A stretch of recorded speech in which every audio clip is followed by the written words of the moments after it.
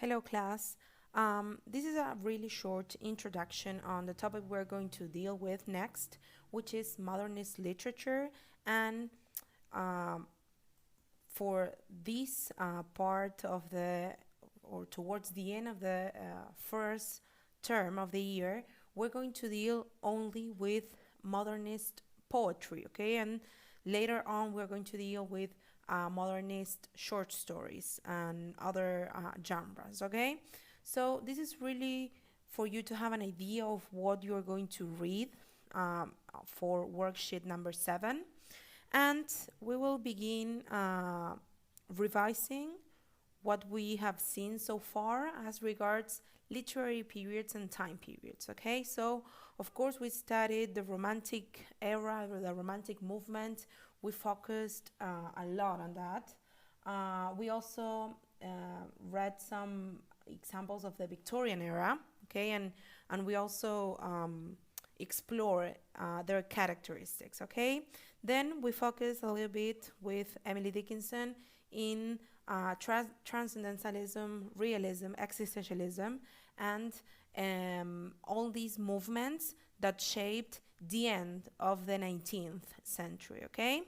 And now we're in the verge of a new century, okay? So the 1900s, we're going to see a lot of changes around the world, not only in literature, but also in culture, music, architecture, art, politics, okay? So it's a really big deal, and of course, all these events affected the way authors wrote or produced literature, okay? So if we continue, I'm going to give you only a big picture of principles behind modernist literature, okay? So, as usual, you know that when a new movement arises, they want to, authors and the main exponents of these new movements, they want to break free from conventions from previous movements, okay? And this is the same.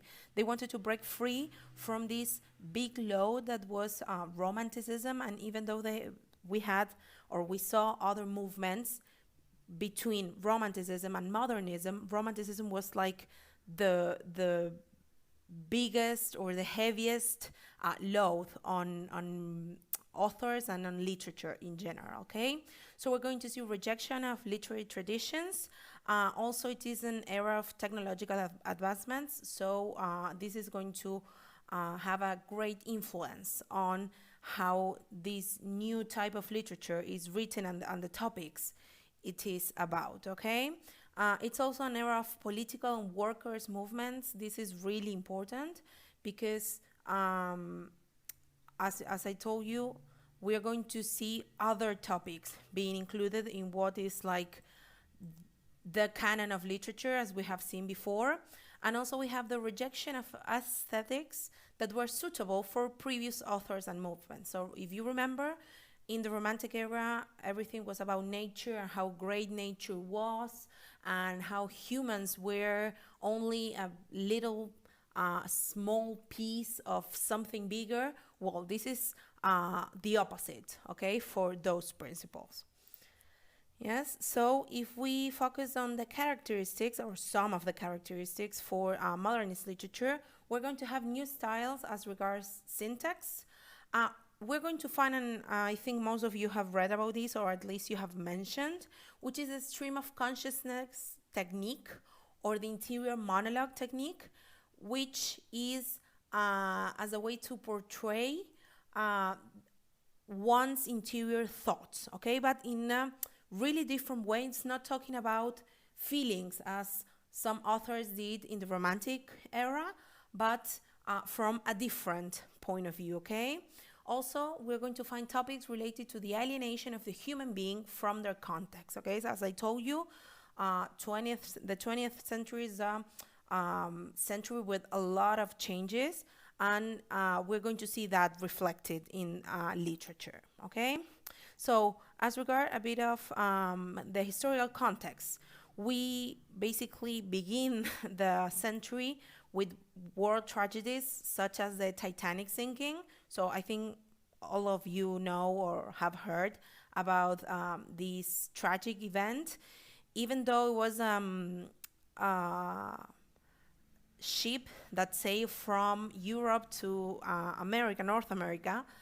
It was a really big shock for the world because it was like the first time something that big and tragic hit the headlines from the newspaper all around the world, for example. Okay, we also have the emergence of psychology as a new field, and that is connected to the stream of consciousness and interior monologue technique, because the psychology field fuels this idea of, listen to one's thoughts and ideas, and how this is at some point integrated to literature in narrations or poetry. Okay, we also have the first, not the first, but one of the biggest economic crises. We also have the First and Second World War, which definitely not only changed the way a lot of things were depicted in that time. Okay, we're not just talking about